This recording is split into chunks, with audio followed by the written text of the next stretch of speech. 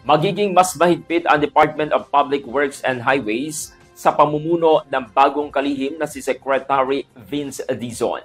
Ayon sa kanya, lahat ng contractors na mahuling sangkot sa GORS project at substandard projects ay otomatikong papatawan ng lifetime ban sa mga proyekto ng gobyerno. Aniya hindi na rin dadaan sa investigasyon ng mga kontratista kapag napatunayan ang kanilang paglabag.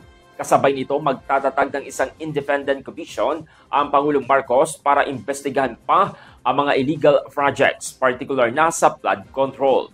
Iniutos din ni Dizon ang courtesy resignation ng lahat ng opisyal ng DPWH mula Undersecretary, Assistant Secretary, Division Head, Regional Director hanggang District Engineer sa buong bansa.